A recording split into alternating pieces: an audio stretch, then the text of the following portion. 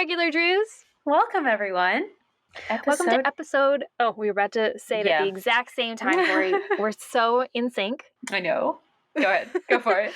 Welcome to episode 33, Danger on Deception Island.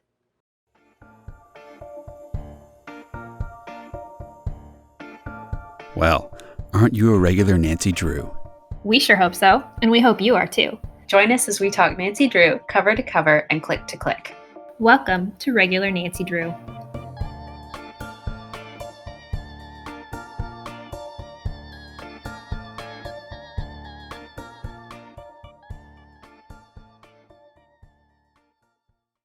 And oh boy, is this one excellent.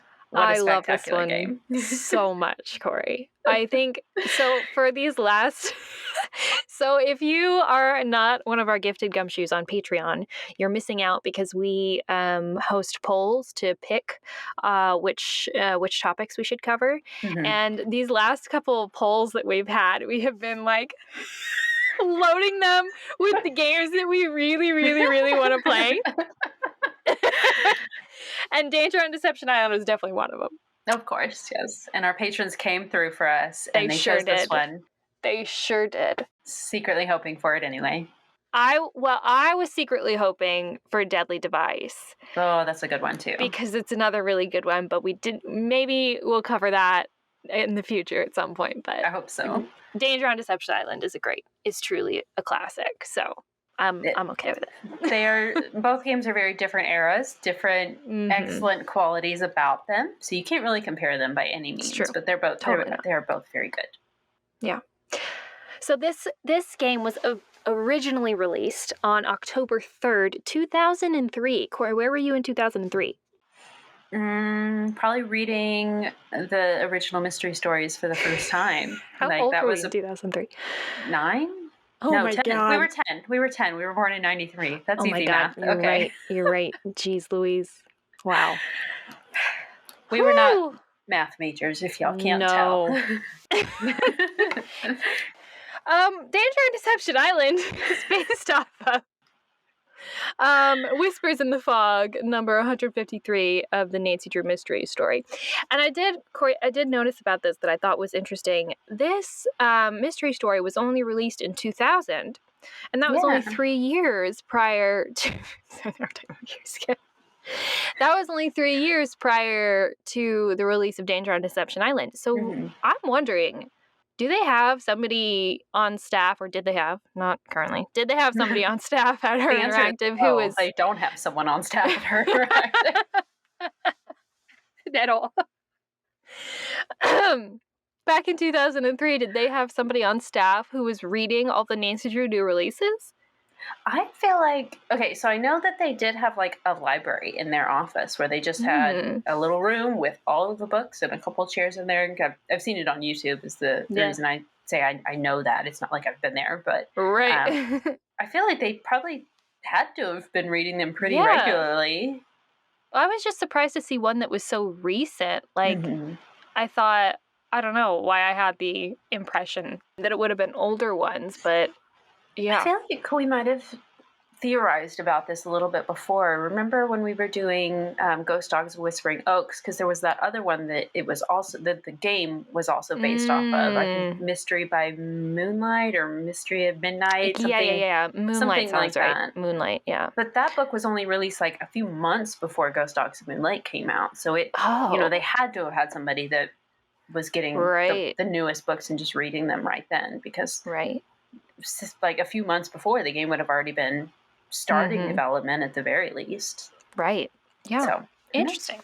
If anyone in Her Interactive has any insight, let us know. Yeah. I would be very interested to know, because if there is a job somewhere, I know there's no longer one with Her Interactive, but if there is a job somewhere that just involves me reading new Nancy Drew books, sign me the fuck up, okay? Yes. Because I do that for free. I do that for free. Right. And you could pay me just the smallest fee to do that for you, you know? Just the smallest. Yeah. Anyway, do you want to do 3 words, Kori? Sure. So, orca, whale? Orca. No, just orca. Just not orca. whales. Not whale. Just orca. Orca. Okay. The Pacific Northwest. You're so much better at this than I am. Generally the Pacific Northwest. It's yeah. There's just sabotage, vandalism, theft. I wish there was a word to describe very, very strange people. Like, just the weirdest people. Every single person in this game is bizarro. They are kind of strange. Every single one of them is strange. Yeah. Yeah. There's not a normal amongst them. I was about to be like, Jenna's never mind. Nope. Absolutely Thinking about what she says and does. No, she's a bit of an oddball as well. But that's okay. But so just oddballs. Oddballs. There we go. There we go. Yeah. Orca, oddballs, Pacific Northwest. Yes. Or orcas and oddballs in the Pacific Northwest. Oh, kayaking. Gosh, gotta add kayaking. 4 words.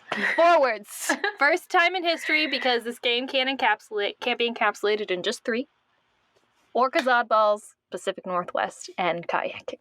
That's a pretty good summary right there. I'm sold really already. Is. If I didn't know what this game was, I would be like, I'd play that. That sounds all right. The kayaking in this game is truly probably the highlight, I have to say.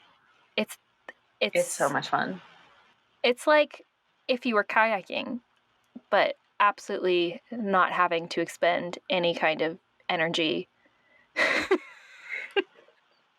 Not you having to use your muscles or anything. So what could be better? What could be better than virtually kayaking? I love virtually kayaking, especially in this game, because the vibes are just, they're there. It's foggy. Immaculate vibes. Beautiful. The rain. The buoys are like doing their bells occasionally. The rain sounds. Oh, it's just gorgeous. The music is so good in this. The I don't know what instrument is it, like a flute or something that they I'm not sure. I don't know, but it's beautiful. So good. Biking around. They outdid themselves with this one. Honestly, this whole little chunk of games from now until Last Train. Oh yeah. Just spectacular. Some of the best in the series, except Old Clock. So true. Because that's kind of the odd one out in that series. Yeah. But this one, Shadow Ranch, Blackmore Manor, Last Train, some of the best games in the whole series right there. I totally agree.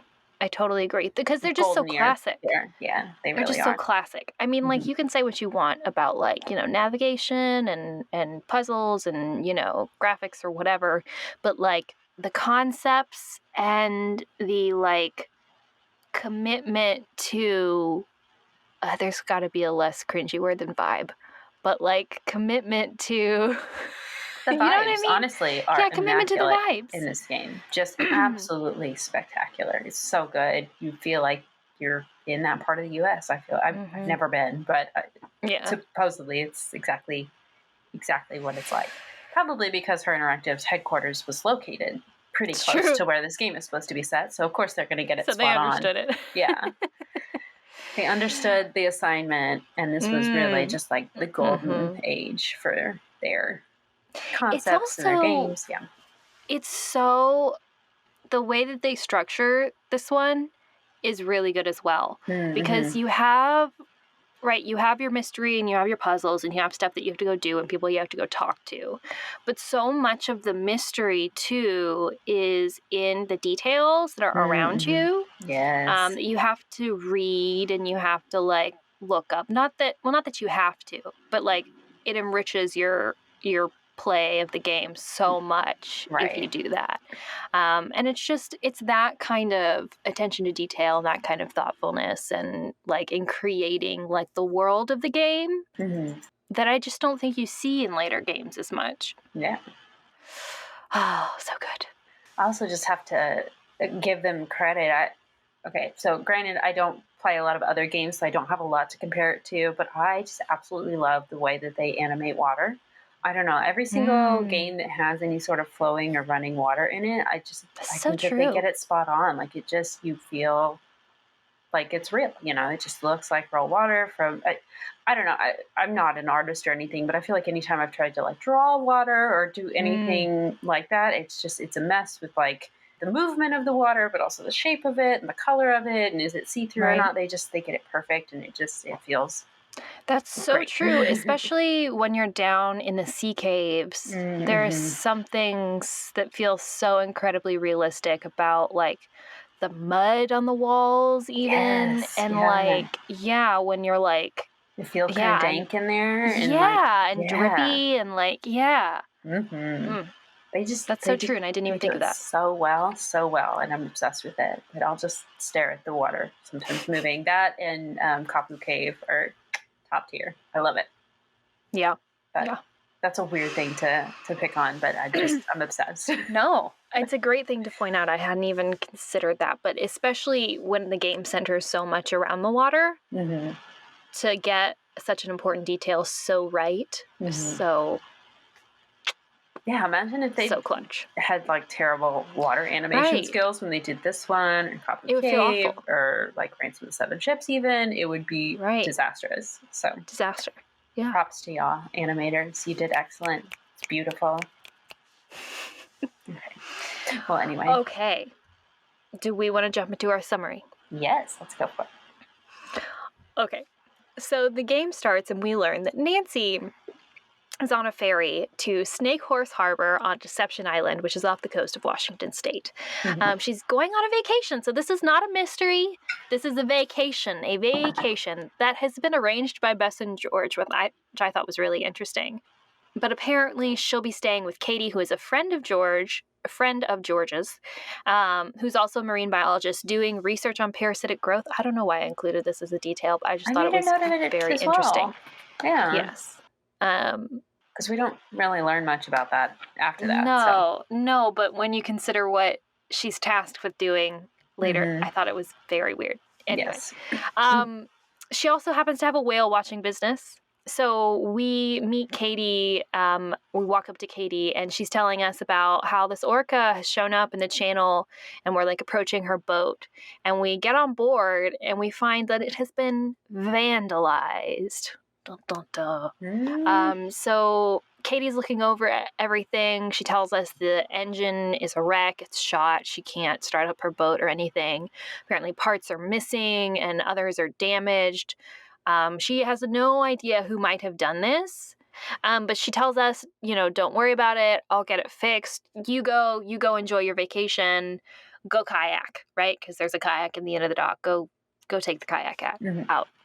Alrighty, so once we finish talking to Katie, we get to explore our area a little bit. We, like you said, we're just at the dock at her boat, which she has like a houseboat that has a couple different levels to it. We start out in the bottom level where Nancy and Katie's beds are. There's a little couch dining table area. There's a little kitchen, which we are able to use to make sandwiches. We can make as many sandwiches as we like, and there's a bunch of weird ingredients there, and we can give Nancy food poisoning if we really want to, which is funny. Like jellyfish in the fridge, and Nancy will just eat it. That's fine. Nancy does also literally. We know that Katie is studying parasitic growth, and we're just pulling this flask out of the fridge labeled jellyfish and putting it on a sandwich. Let me eat this specimen real quick, and I'll be right back to you, Katie. But Nancy does also have her laptop there, so we're able to use that as like a little web search thing. We have a Google function essentially, and then we can also go upstairs to where Katie has like her microscope set up, and there's a bunch of books everywhere that the vandalizer has thrown about, so we have to reorganize the books. We do end up finding a book about like wood identification, which will be important later. And then if we go to the very top deck of the boat, we find that like the steering controls and everything, I don't know what it's called for a boat. I guess it's still a steering wheel, but her GPS has been broken as well on the boat. So we tell Katie that, and she's like, oh, you should go over to the Hot Kettle Cafe where Holt Scotto likes to hang out, because he might have a GPS that you can borrow, because he's a fisherman and he has a GPS. So we're going to go do that later. We do also see in Katie's boat that there is a map of Deception Island that mentions some nearby sea caves, which I think we just mentioned, so we'll see those in a little bit.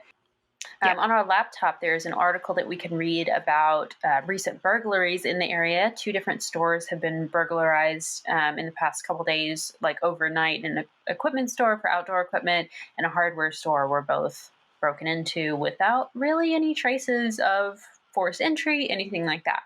So very interesting. We do also see an article about this orca that has swam his little way into the, what is this called? The harbor. Channel. The channel. Okay, so swam his way into the channel. He or she? I'm not sure, actually. I don't know that we ever learn I don't know it's important sex either. of the whale. I don't know that it is either, but that's all right.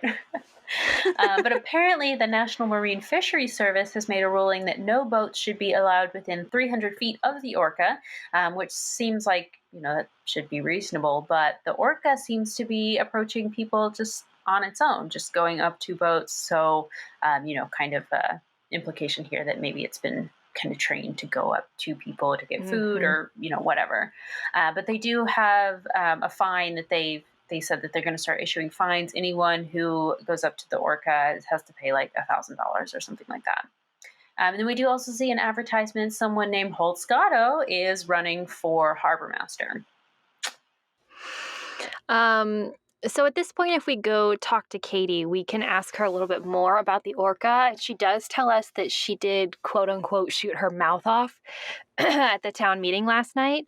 She apparently was the one who had called the National Marine and Fisheries Service because she was worried about the orca, and they asked her to monitor the whale's condition while they figure out what to do. So Katie is telling us that at that town meeting, she was agreeing with the National Marine and Fisheries Services with their plan to keep boats away. And that angered a lot of people, especially people who fish for a living, because with the orca being in the middle of the channel, fishing boats are having to go the long way around the island to get out to sea, costing them, obviously, time and fuel. Oh, we didn't mention on the boat, there's a note that says stop meddling or else. Oh, so presumably, so the person who vandalized Katie's boat did it in an effort to make her stop meddling about this orca business. We can bike off to the Hot Kettle to try to go get that GPS from Holt Scotto. And the Hot Kettle is beautiful. It's a beautiful cafe. It's gorgeous. Can you imagine what it smells like in there? I bet it smells so good. I mean, it's like this beautiful old building. It's all wood. There are these beautiful wooden booths and these gorgeous stained glass windows.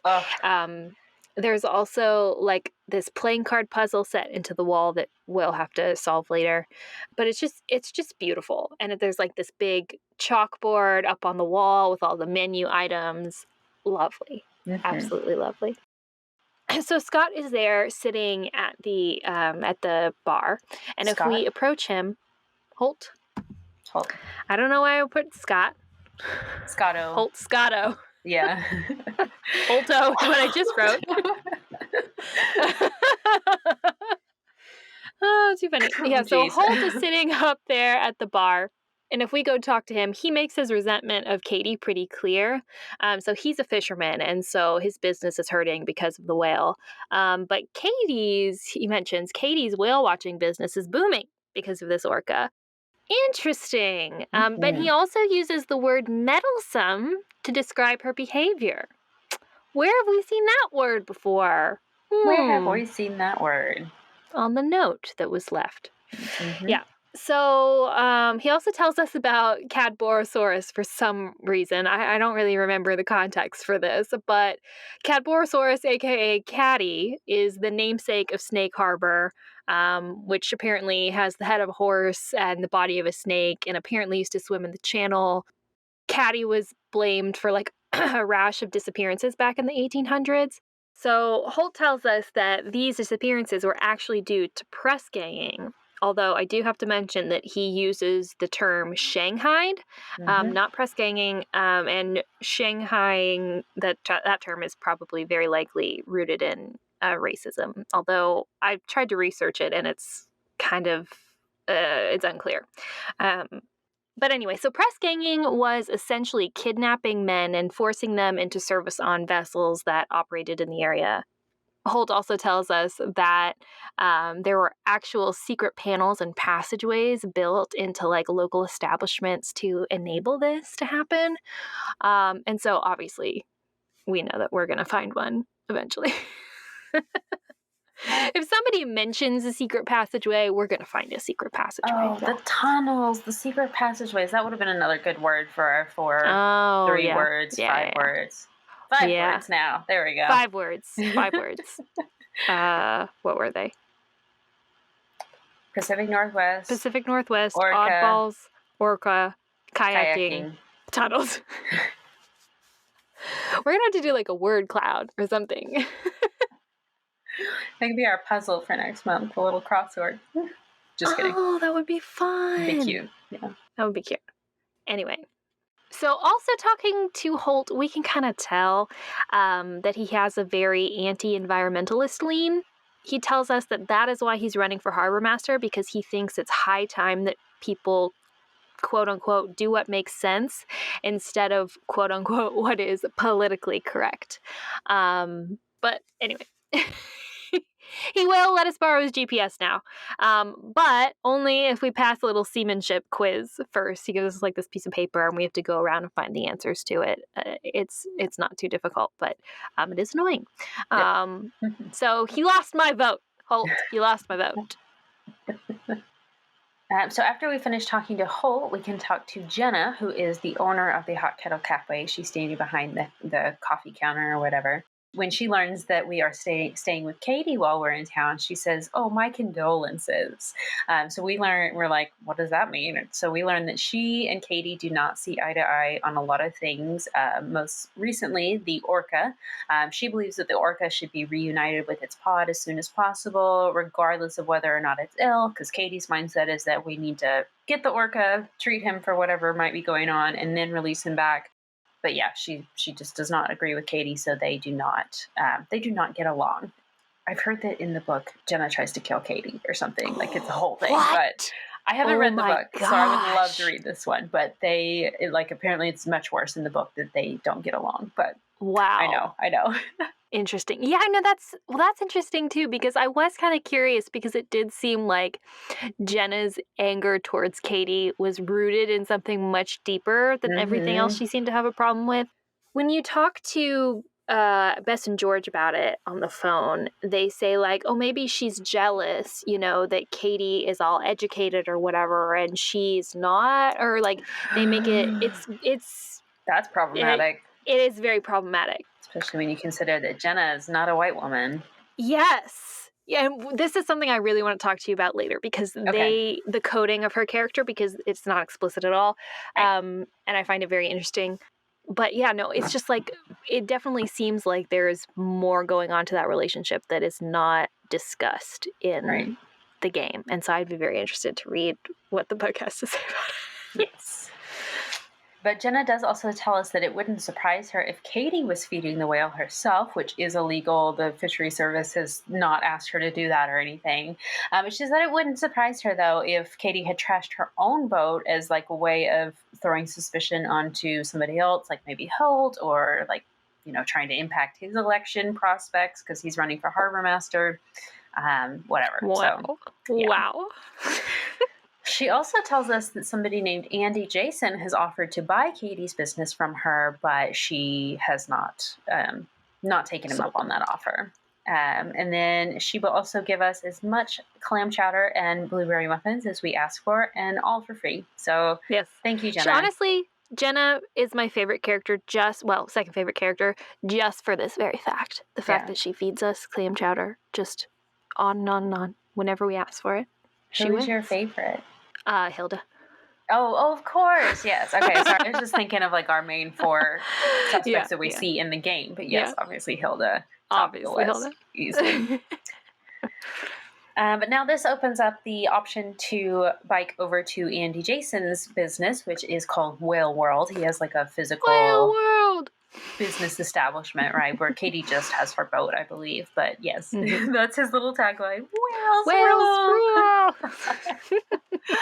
It's pretty cute. But he has like a whole, like his, like the front area of his little business is like a gift shop area, and then his front desk. But then in the back is this massive, like almost museum type room where you can go learn about whales and do little whale games and trivia games or questions. And it's cute. And then I think there's like 4 or 5 little things that you can do in there that are interactive. And then if you do all of those and win, then you get to redeem that for a prize. But we'll get to that later.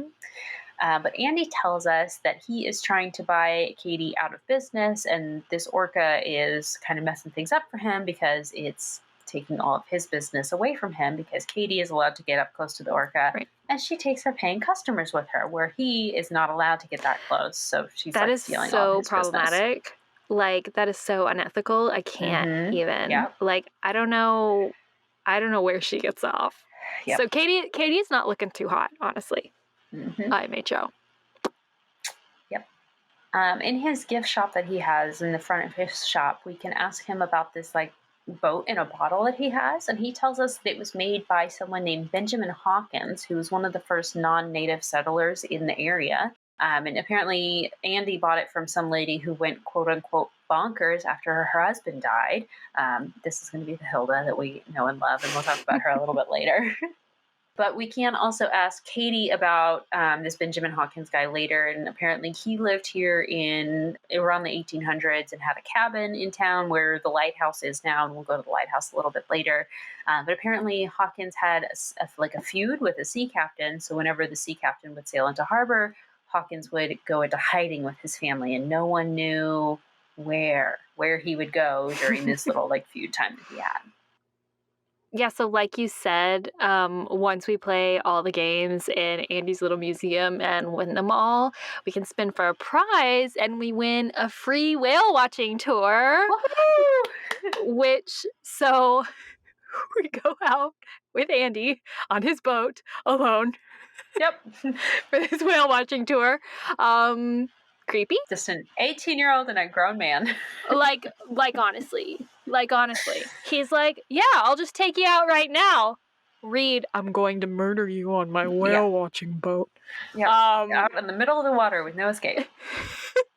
But we do get to see the orca, so that's cool. It is kind of a pretty moment where we get to see all kinds of nature and everything. Yeah. It's fun if you just don't think about, the implications. What is that from? Sunny. It's always sunny. It's always sunny in Philadelphia, because of the implication.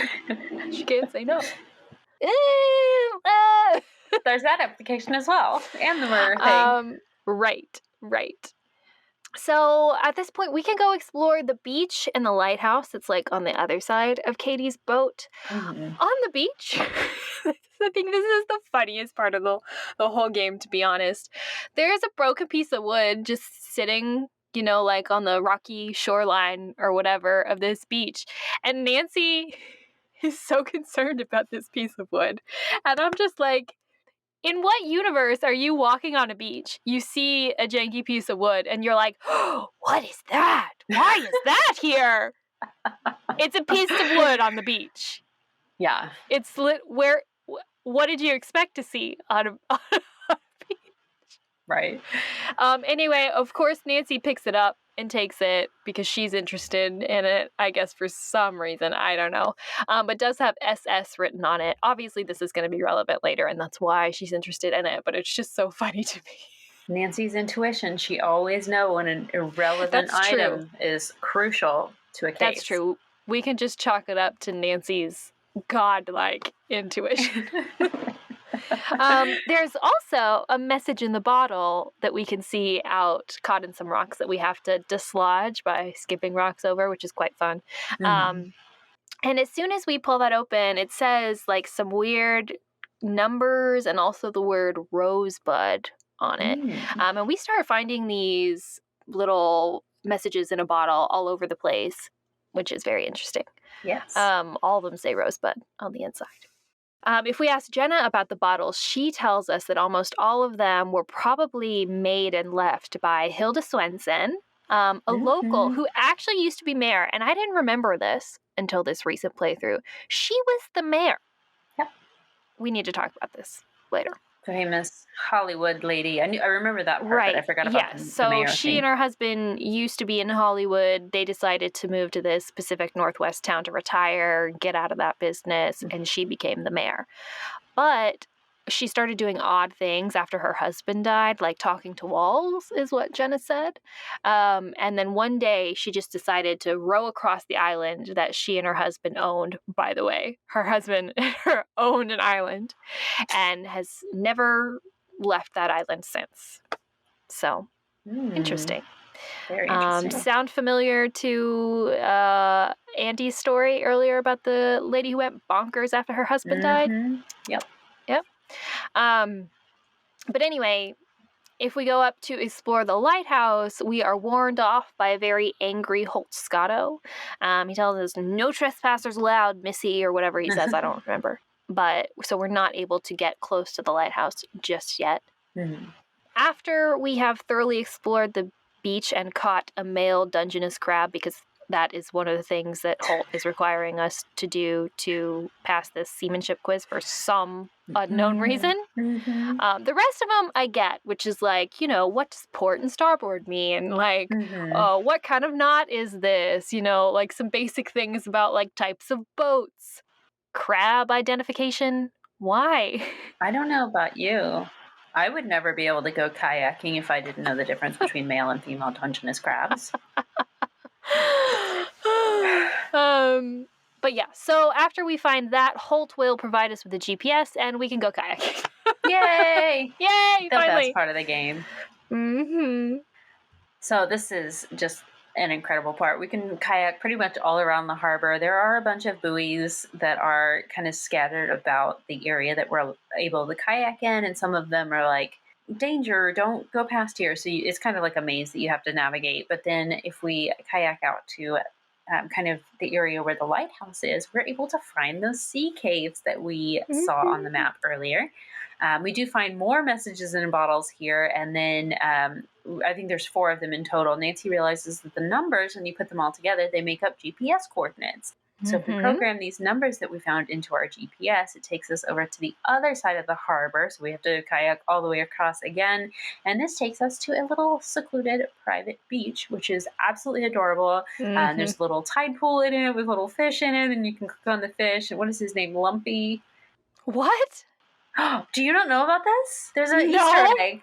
If you click on Lumpy, I think it's like 30 times. It's a lot. You have to click on him. Or like, quote unquote, tickle him, because Nancy's like, if you touch it or click on him, Nancy's like, oh, he's ticklish, and he'll swim around for you. But if you click on him a few times or enough times, a little dialogue box will pop up for Lumpy and be like, hi, I'm Lumpy. I was made by Kyle Jones. And I don't remember the other guy's name. I apologize. Other guy, Donovan Larson. Kyle Jones and Donovan Larson, I believe. Are their so you names. did know. I did know. It had to come to me. But from your mind palace. Wow. Yep. I never knew that. I'm pretty sure it's Lumpy is his name, which is a weird name for a fish. What if it's like Peter or something? So yeah, Lumpy's in his little tide pool, and then there is like stuff to build a sandcastle, and you can actually build a sandcastle in the game. You took a screenshot and showed it to me. It was gorgeous, your sandcastle. I love it. Thank you. I do it every single time I do a playthrough. I try to make the most elaborate, beautiful sandcastle in the world. An architectural marvel. Just absolutely. So yes, there's the stuff to build a sandcastle, and then there's also like, there's a little tiny island kind of across, and you have to like jump on certain rocks. It's kind of a puzzle that if you jump on the wrong rock, Nancy will fall in the water and drown or something. But you can like hop the rocks and the logs to get over to the other part of the little island. That's pretty much it there, except there's this weird little bag on the beach, kind of near Lumpy's area where he is in his tide pool. Wait, it's a bag? I don't know if it's a bag or just like a blanket that has something in it. I don't know. I assumed it was like a burlap sack almost, but with something else on it. Not a bag, but there's this weird fabric thing that's over, just kind of sticking out of the water. So if Nancy goes over and picks it up, we find this like seashells-shaped box inside of it with a lock on it that has not numbers, not letters, nautical flags, maritime alphabet flags.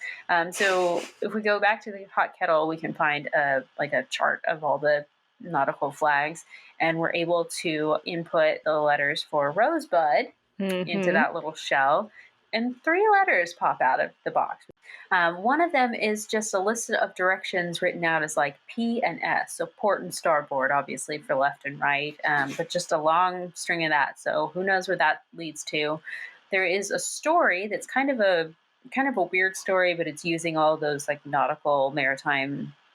What is that called? The Alpha, naval Bravo, alphabet? Charlie, Yeah, that Disco, one.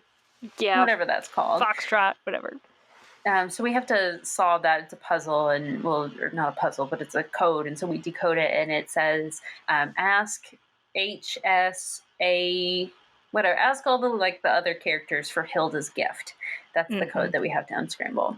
And then the final note is a note from Hilda herself. She says there's something fishy going on in Snake Horse Harbor, and she has secrets to share.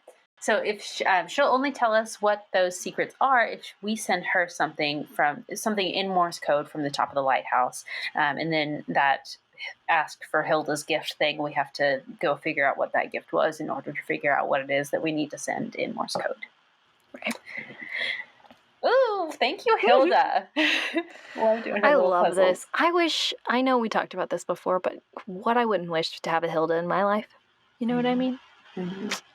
We'll have to talk about it later, but I don't know if you saw it a while ago. I posted on Reddit. I had an idea for a sequel that surrounds Hilda because I strongly believe she needs to be brought back for a new game because we don't get enough Hilda in the series. So many great characters throughout these games that it's such a shame that we don't get to see more of them. Yeah. Totally agree. So we do also have to investigate this piece of wood we found for some reason. Again, I don't get it. But we do that over the course of a few phone calls, one with a Dr. Predovicu, and one with Casey at the Maritime Library. He's hilarious, by the way. Another great character. After some waiting, Casey will tell us that he figured out that the piece of wood came from this boat called the SS Whitechapel Dawn. And apparently that wrecked in Snake Horse Harbor 5 years ago. There were a couple weird things about this, though. One, apparently, is that ship went down in water too deep to have anything wash ashore. Nancy tries to, justify this. Well, maybe there was a storm or something that, washed up this piece of wood from the bottom. And Casey is adamant that he knows and that would not happen. Okay. Okay. All right. Sorry, Casey. Sorry for trying to explain something. My bad. And then two, apparently there were also some rumors that there was something odd about the cargo that was being carried on the ship. So very likely the ship was smuggling something. Right. So, yeah. So once we figure that out, we can go solve the puzzle thing from Hilda. So if we go ask Holt for the gift that Hilda gave him, he'll give it to us if we solve a chess problem he's working on, which, what a weird guy. I'm sorry. So bizarre.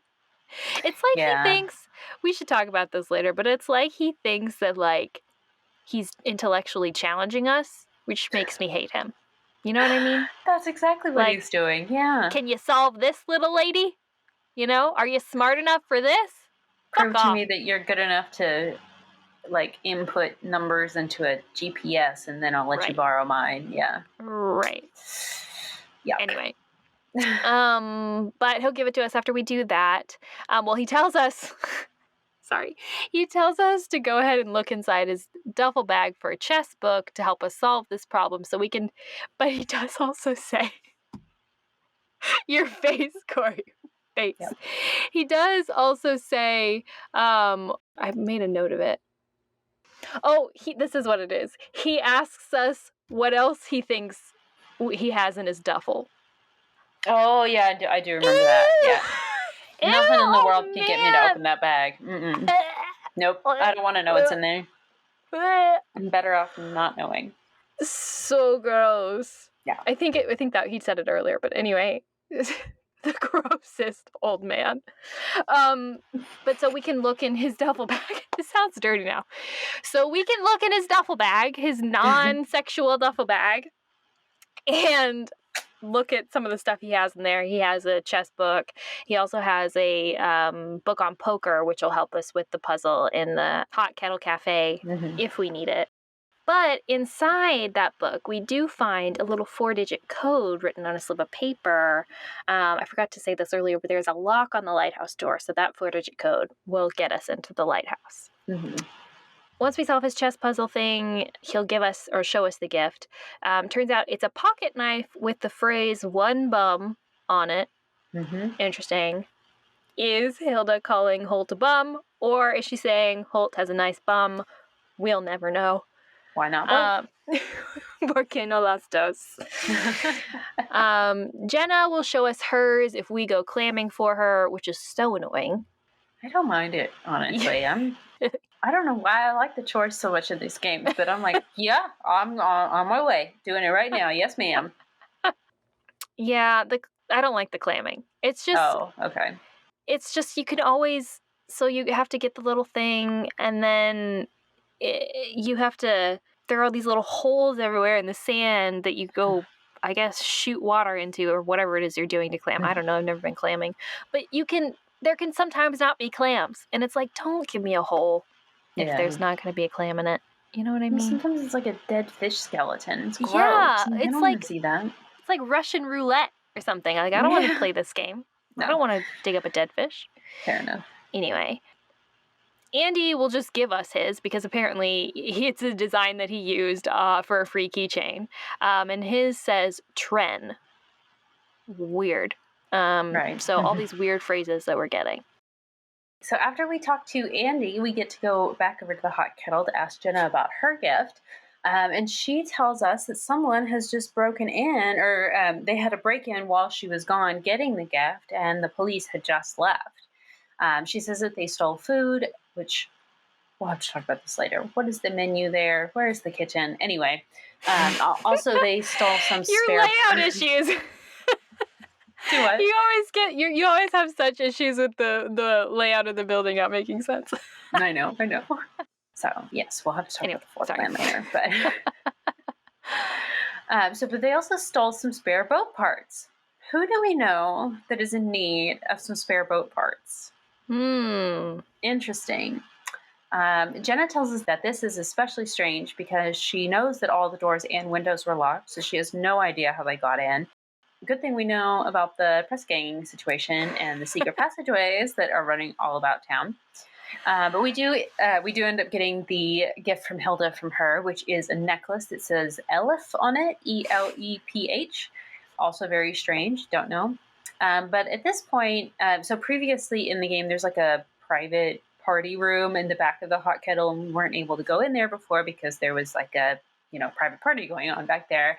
But now that those people have left after everything has happened and we're able to look around back there as well, we noticed that there are, like you said, there's these, plaques in the wall, little mechanical things in the wall that if you click on each one of them, you're able to change what card suit is showing, basically, so you can flip the things around. So you have to make, like in poker, like a royal flush for all of the... I don't feel like I'm describing this very well, but all the things on the wall that you can change the things. We solve the card puzzle in the walls. Yeah, so we solve the card puzzle in the walls, and this opens up access to the secret passageway. Woohoo! So obviously This is how the thieves got in, right? Mm-hmm. We tried to go down there, but it's too dark to see anything, so we have to go back to the boat and ask Katie for a flashlight. And when we do, we see that Katie has a bunch of boxes there from Save King, which is where Jenna says that she shops and where she bought her boat parts from. Very suspicious. And Katie was like, oh, yeah, everyone shops there. It's a small town, right? Whatever. Mm-hmm. We do also...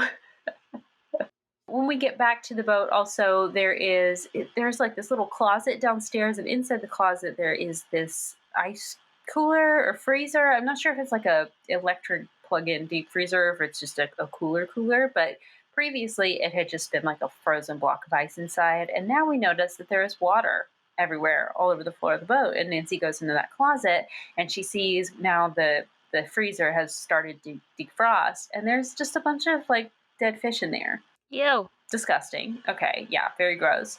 So we'll go ask Katie about it, and she will admit, yeah, I've been feeding the orca illegally.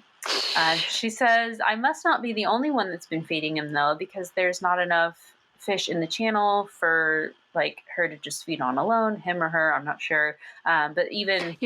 now that I'm seeing my notes, I do think that Katie referred to the orca as a she. Oh, okay. Well, she. I'm sorry, orca. Misgendering you. Not on purpose. I'm sorry.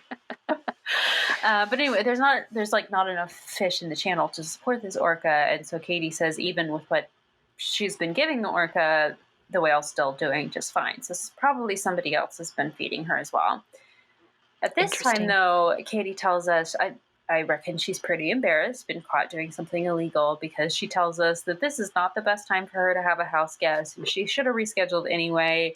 So as soon as she fixes the engine in her boat, she's going to drive us back to the mainland so that she can catch a plane, so that Nancy can catch a plane to River Heights. She's kicking us out.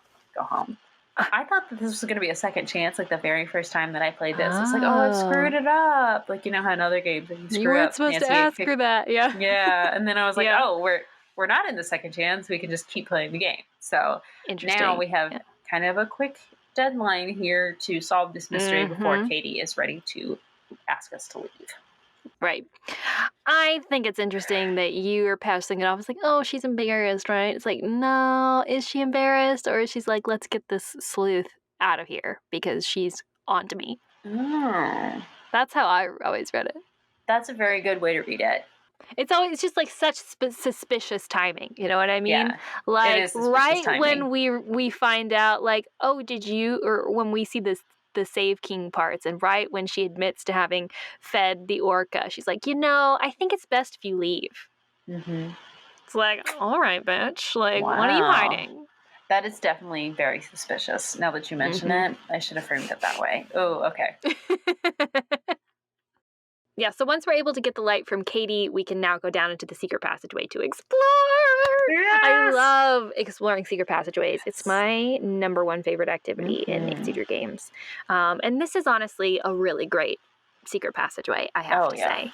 Well, it's also super cool how the table, like in the hot kettle, like actually like folds retracts into the wall. Retracts. Yes. There you go, yeah. So cool. Opens up a hole in the floor right underneath. Yeah. Imagine you're having your tea at the hot kettle. And Imagine you're sitting in the table and then just... a pirate just grabs you by the ankles and yanks you out to sea. Oh my gosh, so scary. Wow, that's terrifying. It's a very, it's dark. It's dark. It's literally and also figuratively dark because in the passageway is down. You have to climb down a ladder into this dark, damp series of tunnels. So if we explore down there, there's also a bunch of like stacked stones around, presumably as like, markers for like where you are in the tunnels. And when we explore, we notice that these tunnels also lead to an outdoor gear store and a hardware store. Ooh. Interesting! Especially considering those recent burglaries that went on there. So we know that the thieves are using these tunnels to break into local businesses. Right. This tunnel also leads to the basement under the lighthouse. Once we realize that based on like a familiar noise that we also hear outside of the lighthouse, we can now unlock the basement to the lighthouse and unlock the door between the lighthouse and the tunnel so that we can travel that way as well. I always wished that there would have been some reason to do that. You know what I mean? Mm-hmm. Like some situation in which, I don't know, we get like trapped under the tunnels and we had to get out through the other way in order to like alert someone or something. Mm-hmm. But that, I thought it was a missed opportunity, Had this game been made like 10 years later, they definitely would have put something like that in. Yeah. We'll put it in the sequel when they make the sequel. Definitely. Starring Hilda. Or the remastered version. Oh, I would love to see this game remastered. Sorry. I know. Don't want to get aside. But wouldn't it be so beautiful? Okay. So unlocking this also unlocks a trapdoor in the basement of the lighthouse that leads down into the sea caves. Interesting.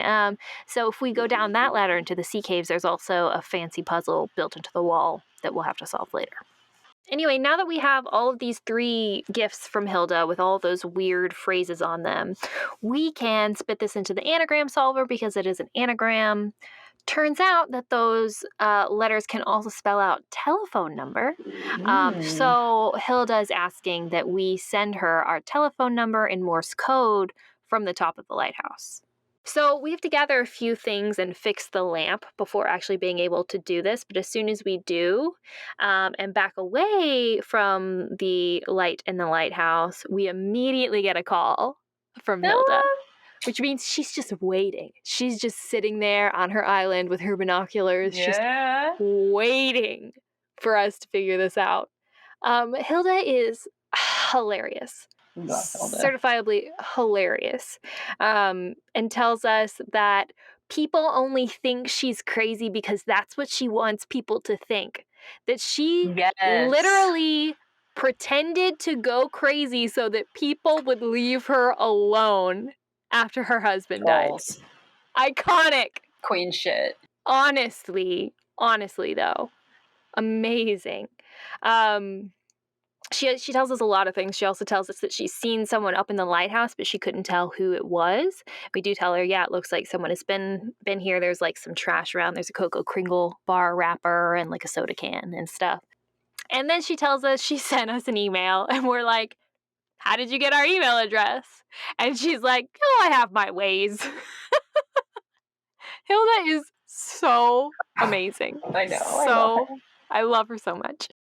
So if we go read that email that she sent us, she has sent us more coordinates.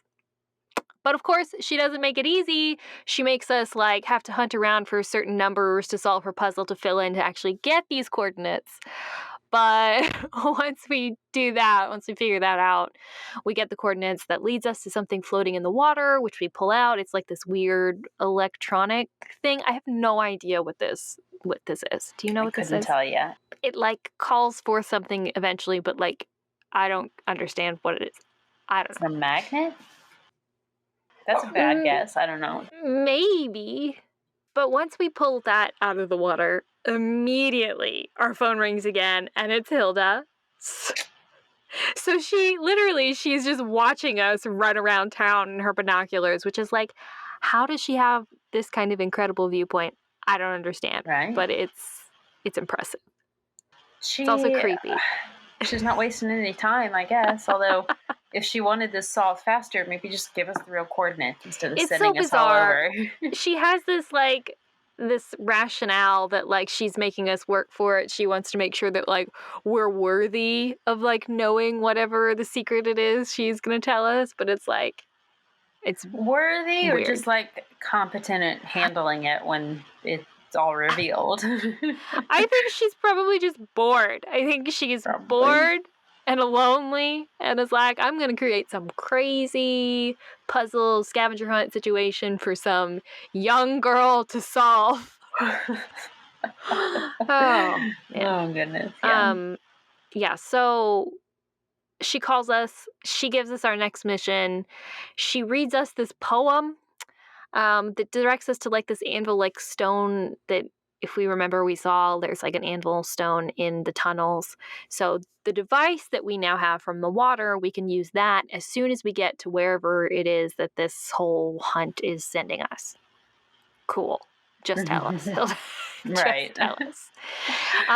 So when we, go hunt down that anvil thing, this is where we use the port starboard directions from the original box. Once we do that, we find more coordinates, of course. Wow, what else? Then we use those coordinates, and that leads us to something else in the water. So it's literally like water back and forth to the water. Mm-hmm. It's so a time killer. Yeah, it really is. And it's a box that has some fancy binoculars in it. And then we get another call from Hilda. What will be our last call from Hilda, because she says she's getting predictable and she doesn't want to do that. So she tells us her secret, finally. She tells us that when she left Snake Horse Harbor, in her effort to seem crazy to everyone, she left everything behind. But she now realizes that she left something that she shouldn't have, a notebook on Benjamin Hawkins. Apparently her and her husband had like researched him or something. I don't know. She says someone has obviously found this notebook now and is using it for crimes because of the break-ins. So she knows about the tunnels. She knows that they all lead to those places, and she noticed the pattern, right? And is telling us, like, this is what's happening. So she tells us to take the binoculars that are from that box and look at the ship in the bottle in Whale World, and to use the symbols there, and we'll know how and when. Yeah. So if we go back to the lighthouse and then go down into that weird space under the lighthouse, this leads us out into the sea caves. Like you were saying, there's that weird mechanism on the wall with the buttons. Well, this is where we need to use those symbols that we saw through the binoculars. And so when we enter those, like into the little puzzle thing, a portion of the wall just opens up in the sea cave.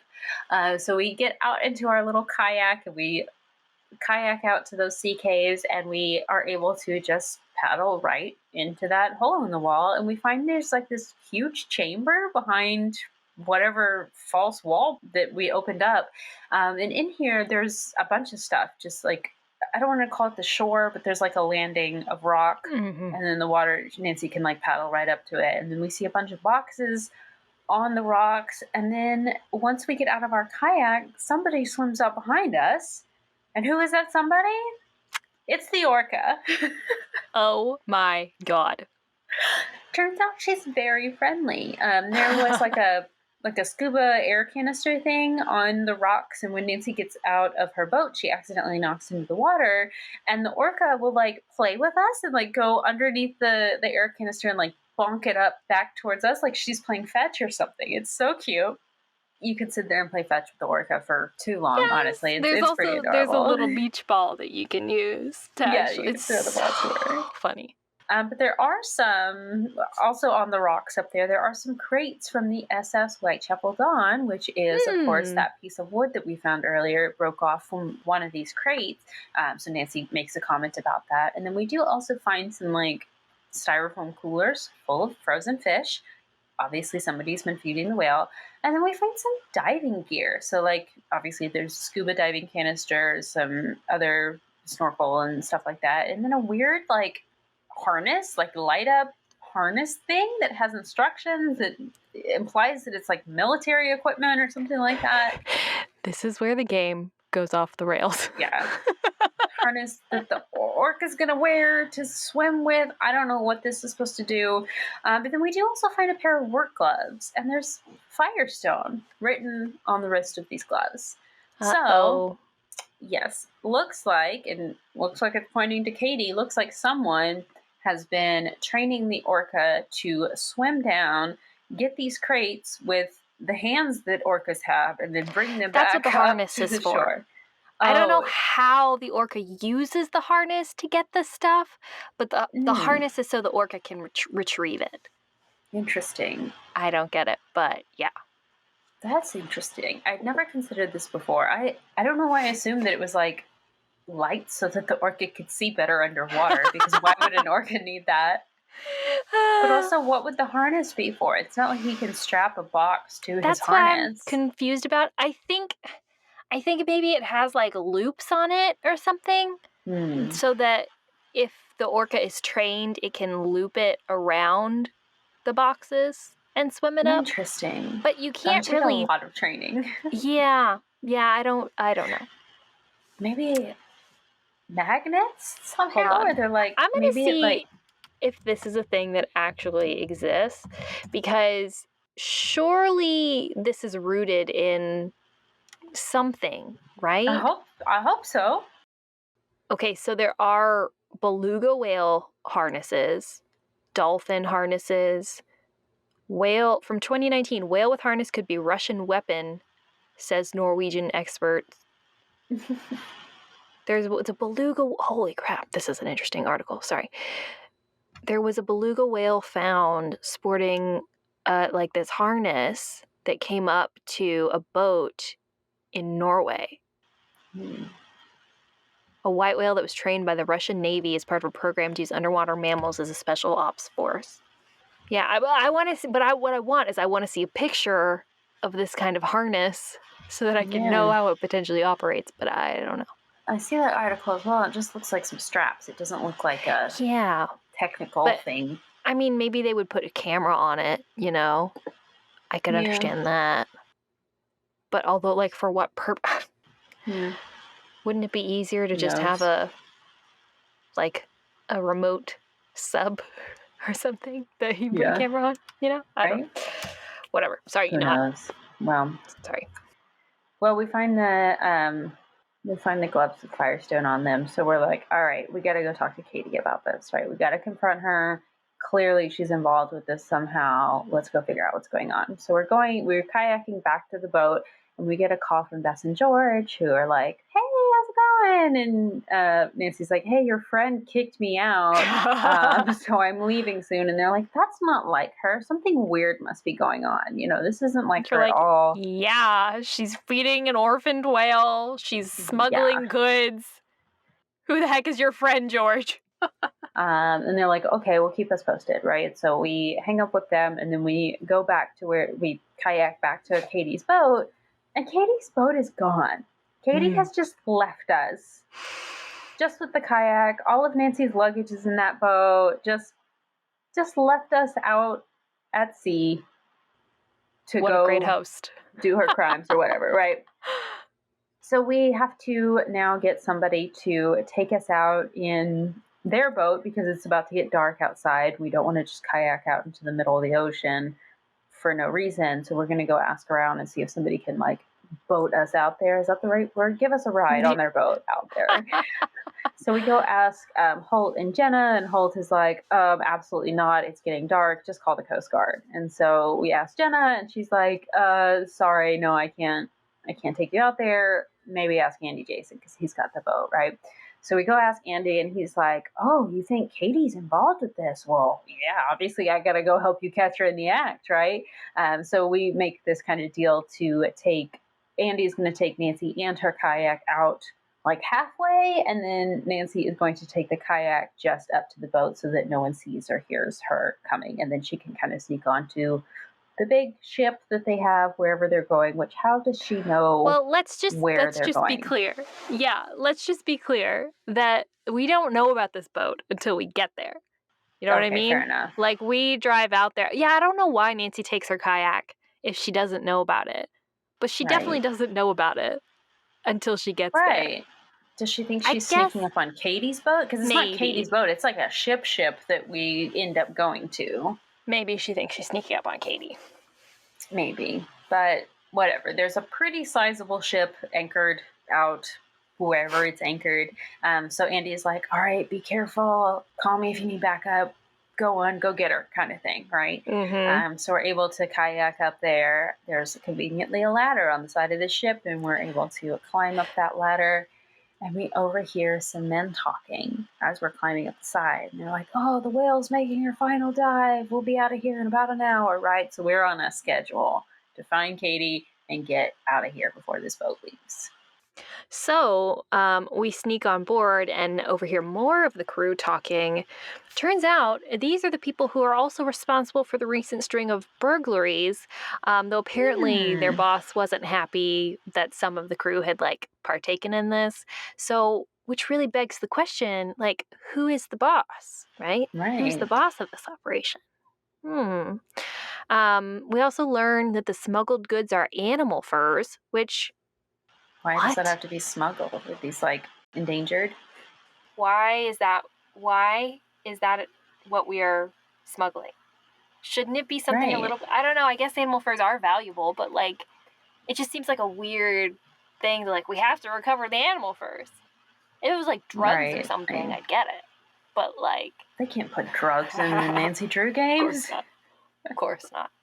The pharmaceuticals in Secret Skin Killer is about as illicit as it needs to get, right? It's hilarious. But yeah, anyway, we find out it's animal furs, and we find out that the crew knows that we are coming. They're on the lookout for us. They're this Nancy Drew person could be here any minute. Keep an eye out. Interesting. So as soon as we are able to make it below deck, we find Katie. We walk into this room, and then we see the back of her head in a chair, and we're like, Katie, it's you. You're the boss. But then as soon as we walk up, we turn the chair around, we see she's tied to the chair and gagged. So we take the gag out of her mouth. She tells us that as soon as she fixed her boat, she went to go check on the whale. That makes sense, right? She wants to make sure the whale's okay. But when she went out to check on the whale, she found the whale being fed by some men and being rigged up in a harness. So she caught whoever it was that's responsible for this. And the men saw her, so they rammed her boat and kidnapped Katie. Just as soon as we're telling her... Sorry for doubting you, Katie. I know, honestly. Just as soon as we're, like, telling her everything that we discovered about, like, you know, the burglaries and Benjamin Hawkins and the tunnels and all that stuff, we hear someone approaching. So we go and hide. And then we see Andy Jason walk up. He tells Katie that, Nancy's going to be joining us any minute. But then notices that Katie's gag has been removed and catches on that we are already here and must be hiding somewhere. So he starts to look around for us. And so we're like, okay, if we make a break for it, we can get back to our kayak and then go get help, right? Right. So as soon as we like tear out of there and run out, but just as soon as we're about to make it above deck, somebody slams the metal door in our face and locks it. So we are trapped below deck. Then Andy approaches us and tells us that we are about to have an unfortunate kayaking accident. It was so foolish of us to come out in the middle of the night in a fog. So he very creepily... he also tells us that he's going to tell his customers that Caddy got us, because that'll be good for business. But as soon as he's, like, approaching us creepily with his arms outstretched, like, literally about to attack us, we see the whale swim up into, like, this little... There's, like, this... I don't know how to describe it. What do you call this? Like an open bottom boat almost? Right. So it's like a little pocket. Open water. There's, like, a pocket of air underneath the boat so that the whale will swim up into that open pocket tank situation. Yeah. Right? So we see the whale swim up. We also see that right next to this, like, you know, railing is an air canister. So if we reach out, we can grab the air canister and throw it in the water. And then Andy's like, well, what did you do that for? You just threw away, like, your only weapon or whatever. And we're like, I guess you don't know this whale very well, huh? And the whale flips the air canister, backs up, brains Andy. He passes out in a hilarious, like, gets knocked out in, like, this very funny fashion, which I did take a screenshot of. Yes. Very cartoonish. Yeah, it's very funny. And then we hear, like, I guess over a loudspeaker outside is like, Nancy, this is Holt Scotto. Got the Coast Guard here. So Holt has come to the rescue with the Coast Guard. So we are saved. Thank goodness. Holt does something right. I know. Holt saves the day. He does. Well, so that's the end of the game here. At the end, we get another letter to Ned. She tells us that somehow Andy got his hands on this orca that had been trained by the Russian military. What? I'm sorry. What? When did this come into the story? Where did the Russian military enter into this? Nowhere before have we had any clue that Russia was anywhere in this story. Until now. And how is Andy in cahoots with the Russian military? How did Andy get this whale? This rando whale watching operation in the Pacific Northwest. It's like, I know what I'm going to do. I am going to acquire a trained Russian orca and use it to capture sunken smuggled goods. What? What kind of freaky villain story is this? It's like Kim Sounds Possible. like Andy is guilty of a lot more than just smuggling. True. He must be. Yeah. No, I don't fucking get it. Who is this guy? What kind of crime lord is this guy? Like, seriously. In Snake Horse Harbor in the Pacific Northwest. We're not in Seattle. We're not we're not in California. Like, we're on an island in the Pacific Northwest, a small, probably very low population island. Right. What? It's weird. Sorry. So he takes his Russian whale and puts it in this harbor. Just, to make everyone think that it's this orphaned whale that's been separated from her pod, right? So he and his crew disable Katie's boat to make sure that Katie is out of the way and unable to check on the orca, and of course steals her work gloves in the process, and that's why we find it in the cave. But now, thanks to Holt for his rescue, saving the day, Andy and his whole crew are now in jail. We do get this resolution that Katie has decided, I am going to vote for Holt after all. I know. And we do find out that the orca has been assimilated into a nearby pod of other orcas. So very nice. And in the very end, we get a little blurry, very blurry Polaroid of somebody out there swimming in the harbor. Could it be Caddy saying goodbye? Is it just a log? Not sure. But a nice little cute little wink to Caddy at the end there. And then that's it. We get our little trailer for the next game at the end, and that's Deception Island. I mean, is it too soon to give it a flashlight score and then do our discussion? Because I just want to say, go ahead. 5 out of 5 flashlights. 5 flashlights. I was going to say at the very beginning of the episode, but flashlights. It's so good. It's almost somehow even my incredulity at the trained Russian orca only serves to make it better. Right. Like, it only serves to make it better. So like good. Sometimes the out of the blue, weird, random plot stuff is really frustrating, but in this instance, somehow it's just so delightful. It is. It's it really so is. Funny. It's like, what? Cherry on top. Perfect. Yeah. Cherry. I love this game. It's so good. It's so good. It's one of those that I have to intentionally not play for a while, because if I play it as often as I want, I'll get sick of it, and then it'll just become too routine. I have to That's so true. hold off on it so it stays special. It's so good. I do think so. I think I have a theory as to how I rank Nancy Drew games. Okay. And I think, and we talked a little bit about this before, but I think it definitely has a lot to do with the food. Oh, nice. I think that I end up loving the games the most that have the food that I most want to eat. Oh my gosh. So, for example, my, comfort food. The reason why I rank Danger on Deception Island so highly is because of infinite clam chowder and infinite peanut butter and jelly sandwiches. Oh, yeah. I forgot about the sandwiches, too. And blueberry muffins. Mm-hmm. Like, what is not good there? Literally. Soup? I love soup. Can't speak to clam chowder as much. That's true. But I imagine it's great. I love potato soup. It's got to be somewhere. I love potato soup. So let me tell you. I love potato soup. I'd never had clam chowder before this game. Certainly, I was probably like 10 years old when I played this for the first time, and then never ate it. And so this was before I was vegetarian. So in college, I was like, you know what? Danger on Deception Island has inspired me. I'm going to buy a can of clam chowder at the grocery store. Oh, dear. And it was just Campbell's. So I didn't, I don't know if this is representative of all clam chowder, if it was supposed to taste this way. It was awful. I hated it. It was disgusting. I couldn't even finish it. It was slimy and weird and not the color you would think it should be. So I don't know. I hated it, and I was like, well, that was very disappointing. I'm not going to eat it now, of course, but...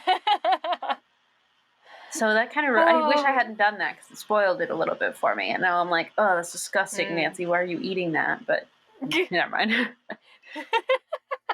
So that's funny. No, you want to know something? So I very much want to move to the Northeast. And if I move to the Northeast, I think I might have to become a pescatarian. You might. At least an occasional pescatarian. With how big that industry is up there. Just because of all of the fresh seafood. I feel like it would be just such a waste to live in Maine and never eat lobster. Right. You know what I mean? I wouldn't fault you. So, not that I would do it all the time. Yeah. But I'm not going to not eat lobster. You can have as much lobster as you want. You get your lobster, Becky. But I'm sure it's actually probably gross is the thing. I bet you I've had I'll lobster. try lobster. Yeah. I don't know if you'd like it. I didn't dislike it. It was good. I mean... Well, I bet if you dip it in the butter, right? Oh, so well. the butter is what you're eating. Yeah. I don't know. We'll see. But anyway, sorry, aside. I think the reason why I love this game so much is for the food. And also the vibes, obviously. But honestly, all of it. The story is really good. It all makes kind of sense. I mean, aside from, like, the Russian military-trained orca, it makes sense. And so I just like, it's like Ace. It's like literally there's nothing bad about it, you know? We hit all of the best tropes, the secret passageways, ample, unlimited food, excellent puzzles. There's not a ton of puzzles, but the ones that are there, they're all solid. I like all the puzzles. Yeah. What else? Like weird historical event that is somehow relevant in this present day moment. We have some random guy. Mythological, folkloric creatures, catty. Yes. Love it. Every creepy old men in the form of Holt Scotto. Are like quaint little business owners with secrets to hide, and our mystery old lady on the phone. Oh, mysterious old woman on the phone who lives on an island alone. I mean, what? Queen is more iconic? Right. I love it. What's more to love? So I think this is my first 5 out of 5 flashlights in a game. And boy, does it deserve it. It sure does. I think it sure does. That's a good one. Okay, so let's get into it. Okay. Okay. Let's talk about Jenna. Okay. So Jenna, my question to you, do you think that she is coded as being Native American? 100%. And I think somebody at Her Interactive did confirm that. Okay. Well, I don't understand why it's not explicit. So the thing is like, we don't get any of her history. Weirdly, like, I believe her ancestor is like a white guy, because I think we see a picture of him. Do we? I don't remember. I want to. I might be wrong, but I don't know why I have that impression. So, but it's like, why would I have that impression? Right. If, like, I know that she's Native American, or I think she's Native, you know? Yeah. So I don't know where I get that from.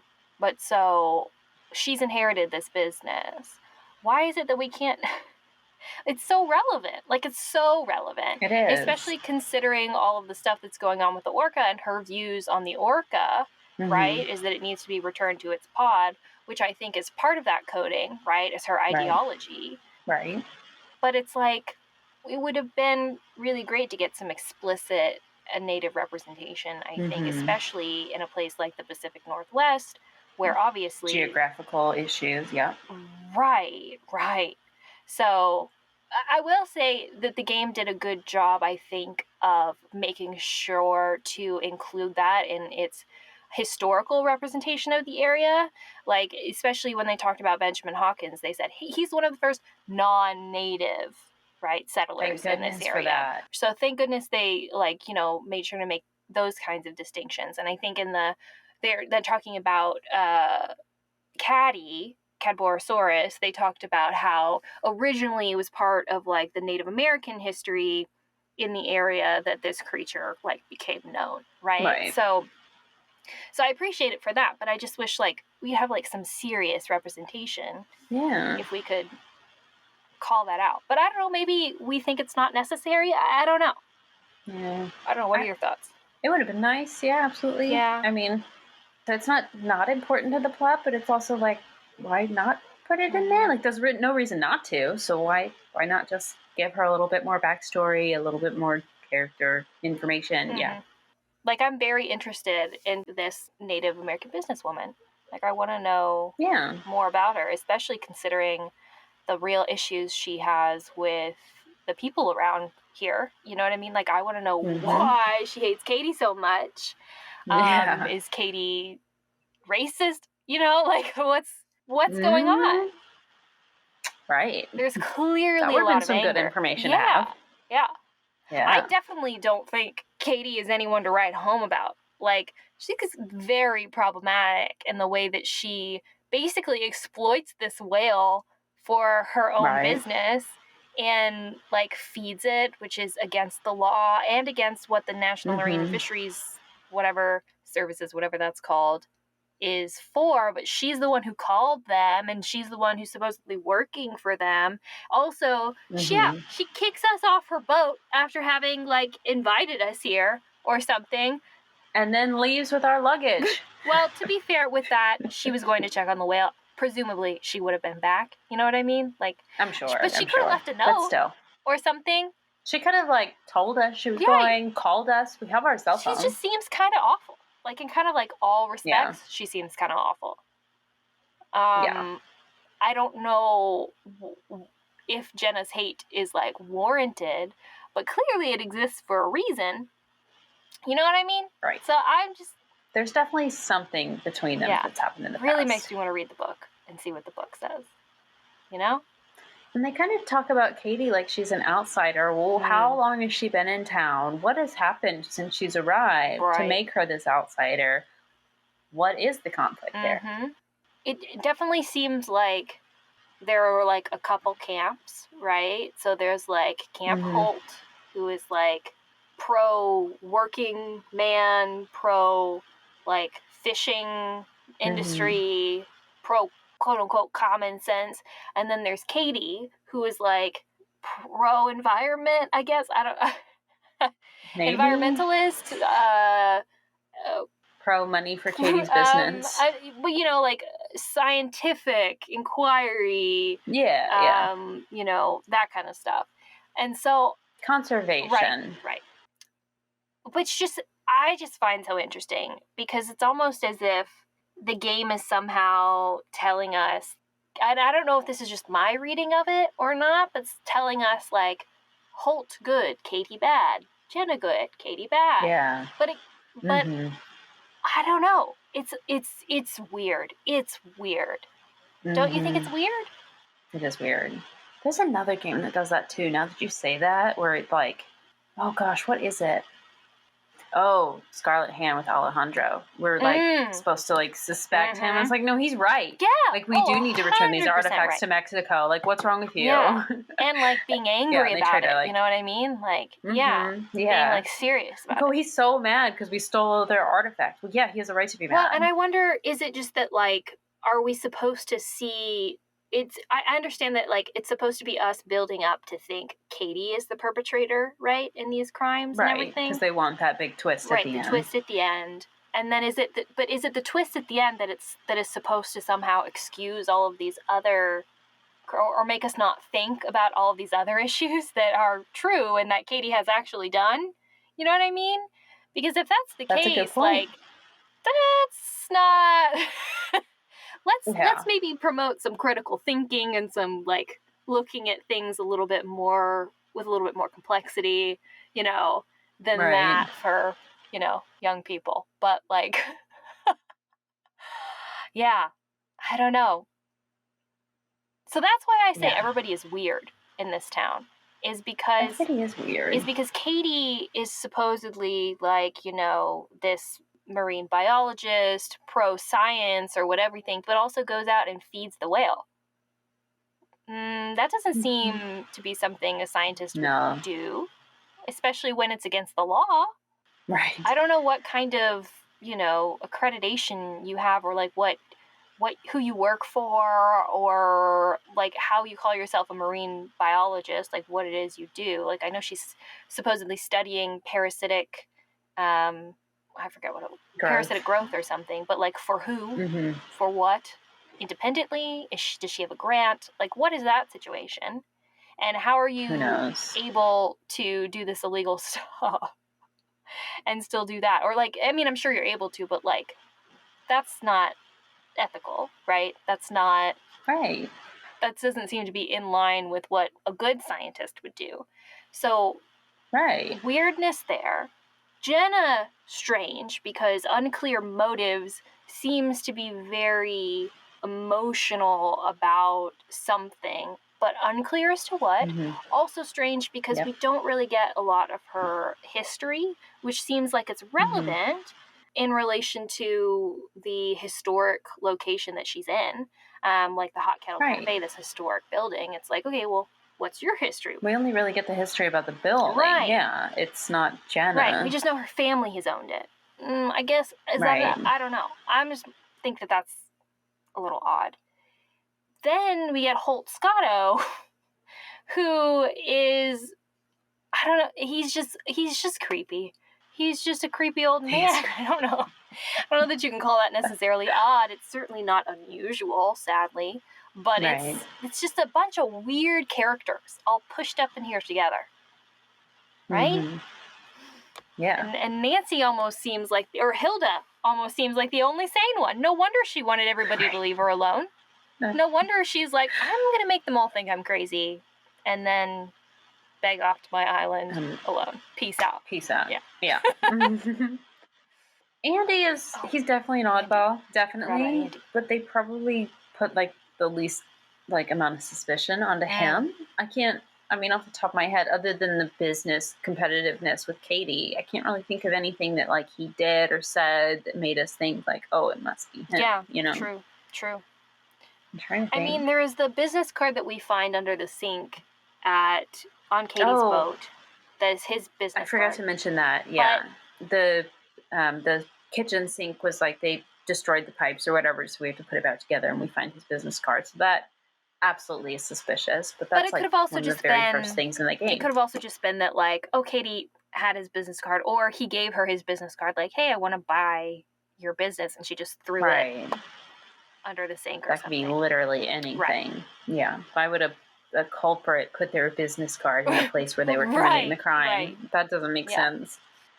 Or there's I'm trying to think what else. When we go out on the whale watching tour with him, we do see the orca, and we're closer than 300 feet. So maybe there's that suspicion there of like, oh, if he's violating the rules anyway, maybe he is taking paying customers out there and just is complaining about Katie doing it because he doesn't want the suspicion on him. But like we go with him to see this orca, so it's obvious that he's doing this. So true. That's funny. I didn't even think about that. Yeah. Okay, what else do we want to talk about? This isn't a huge thing, but Bess and George and the Hardy Boys on the phone. That's weird as well. Not weird in that it's unusual, but George is so mean to Bess on the phone. Oh, yeah. Not appreciate that. George is always mean to Bess. When is George not mean to Bess? The storyline with Bess and George is just that Bess is cooking, and then the whole time George is just bragging on her, like, oh, you have to make a 10-course meal, huh? Oh, you want to eat? Bess wants to have food? Oh, do you smell something burning, Bess? You better go check on that. Get off this phone call. Like, it's ruined. Oh, I know. I love that. Such a funny joke. Yeah, no. So what if Bess wants to cook for you? Let her cook. Enjoy her meals. Also like she plays it off as like Bess being like fickle about like her hobbies or whatever, because Bess like started watching this new cooking show like a couple days ago or something, and from that was inspired to cook. And it's like, literally, God forbid Bess be excited about something. Like, what else is the point of a cooking show? Literally, the point of a cooking show is to inspire you to cook something. What the heck? What? A human being likes to make food. What are they going to do next? Breathe? Oh. Sorry, but cooking is not that unusual or weird or, like, it's something that you can make fun of for somebody liking. Like, it's cooking. Everybody has to do it. Yeah, and even if it's, like, a new hobby for Bess, like, or even if Bess is going to, like, pick it up and then put it down and not do it again, literally, who cares? Literally, who hasn't been like, you know what I want to do today? I want to bake some cookies or something, and then just randomly try to bake cookies from scratch. Who has not? Who cares? Who has never, like, literally, why? Good on Bess for bettering herself, learning a new skill. Good for you, Bess. Trying something, trying to make something. What are you doing, George? Sitting there on your ass? Mm-hmm. Making fun of Bess for making her food. Right. I bet George enjoyed that gumbo. I bet she did. Bess slaved away over a hot stove with Snarky McSnarkerson making jokes. Yes. Well, and then another time, Bess, when we say goodbye to Bess, Bess goes, whale be in touch. Like a whale pun. which is amazing. And George goes, Bess, do you have to? George, you're no fun. Why are you so miserable, George? What is going on with you? We can't have a single pun. Who is it? No, look, there's a Kardashian meme that's like Kim and Chloe are like talking about something, and Kourtney walks up and says something random like, hey guys, did you know this thing about a banana or whatever? And Kim and Chloe are like, oh yeah, we're talking about this. And Kourtney goes, oh my God, you guys are torture. Not seen that. And it's just like, this is how I feel. Bess would respond to George. Oh my God, you are torture. Oh, yeah. Why are you so uptight about everything, George? Relax. Right? Relax. Wow. Okay. It just, yeah. I will say, we can call Frank and Joe. And Frank is like immediately peeved at us for not enjoying our vacation. And he also seems to be very concerned about us and making sure that we're being careful and safe while we're investigating. As he should. I know. And then we have to be ruined. We have to ruin a lovely Ned drought with a letter to him at the end. Why? Why? Yeah. Our letter at the beginning was to Hannah. Yeah. Why? Why did we tell Ned? I will say I didn't like the Hardy Boys plot line on the phone call because they're dog sitting for somebody, or they found a dog and they're waiting for the owner to come get it, and they keep calling the dog an it, and they're like, oh, it's barking, oh, it's so big, we had to put it in the garage, oh no, he knocked over things in the garage. Like, you not like him? You didn't have to take him in. Take him to the shelter and they'll call his owner. You can let him wait there. All right. Well, I just thought that was unnecessary. Yeah. Like, come on. I feel like Frank Hardy would be a little bit more compassionate. Yeah, you would think so. You would, because he's Mr. Perfect, you know? He's supposed to be. Right. I bet Ned would be even worse, though. Oh, I bet Ned wouldn't even, take the dog home. Ned would have gone out of his way and hit the dog with his truck. I'm just kidding. That makes me sad. He wouldn't have done that. I'm just kidding. Joke. That was a joke. That was a joke for all our listeners. It's okay. I don't think Ned would do that. I truly don't hate Ned that much. Just a little bit. Oh, just enough. Sorry. I just found this in my notes. When I was making a note about Bess cooking the 10-course meal, I was like, oh, it's because she misses Nancy. How sweet is that? Because Nancy's like, asked, what have you guys been up to? And Beth says something like, oh, I've been, you're not here. I don't have anything else to do, so I've just been cooking. She's sad. She's not involved in she misses Nancy. She wants Nat. I know. That's so funny. She's been abandoned with George. Of course she's miserable. I know. Oh, that's too funny. Can we talk? Hold on. Let's talk about Nancy Drew for a second, because this bitch, decides that at night, where she knows there's criminal activity going on, the fog is rolling in. She decides to take her kayak over to this, steamship or some massive ship. Whatever it is, aboard, yeah. Sneak around. What? She's insane. Holt was right. You should have called the Coast Guard. Or at least when you saw this massive operation, you didn't just see Katie's boat. You should have called the Coast Guard. You know what I mean? Right. What compelled her to take her tiny little yellow kayak climb up the side of this boat in the dark at night where there are criminals on board? And by the way, you can hear them talking about their criminal activity, and who they know you're coming.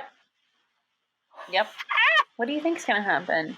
And had the whale not come at that exact moment, she would have been dead. They would have taken them out to sea and killed them. Or had the whale missed throwing that air canister back at Andy's head by inches, she would be dead. Right. She would be dead.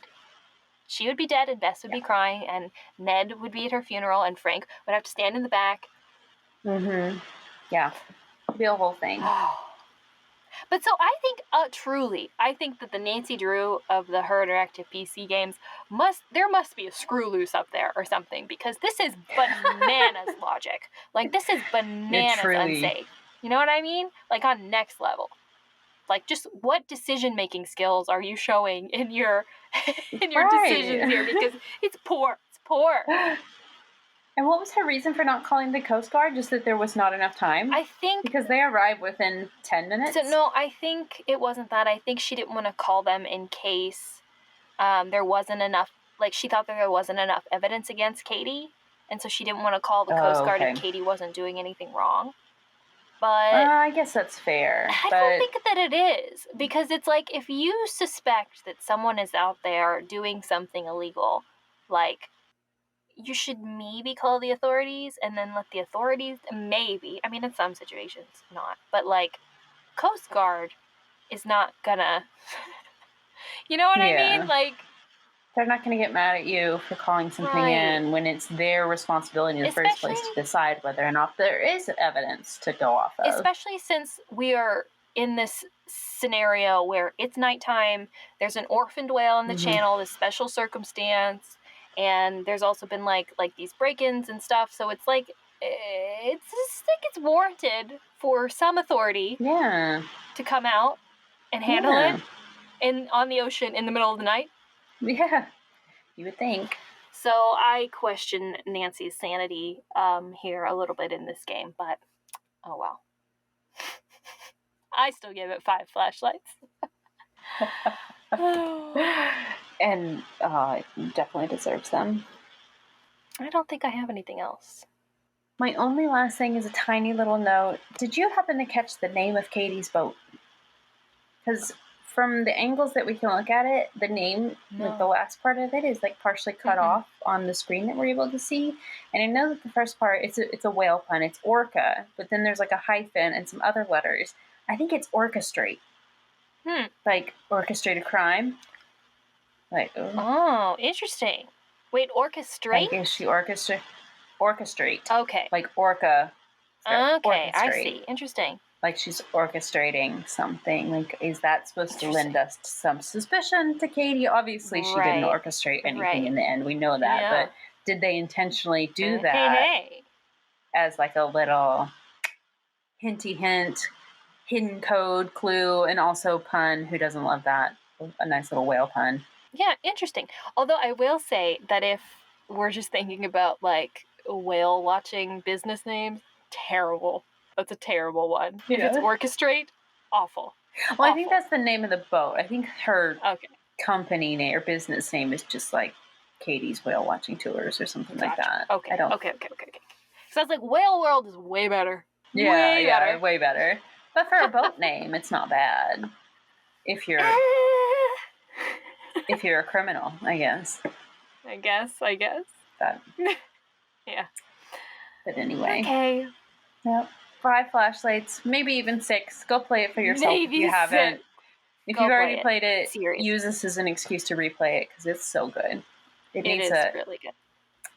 Regular replay, I think. And if you're one of the fans that has only played like the more recent ones, you are doing yourself a disservice if you do not go back and play this one. Yeah. Agreed. Yeah. Yes. Okay, so regular Drews. Next up, we are going to be covering... Kori, do you want to do a drum roll? It's kind of a special episode, I guess. Yeah. So we're going to do another Nancy Drew game, but it's not a game by Her Interactive. It is Nancy Drew, The Mystery of the Clue Bender Society. And this is actually a DS game put out on Jesco. So we're very excited. Something very different. It's going to be so much fun. This is me from the past telling myself in the future that it's going to be so much fun. So much fun. Yeah, so join us then, regular Drews. We'll see you then.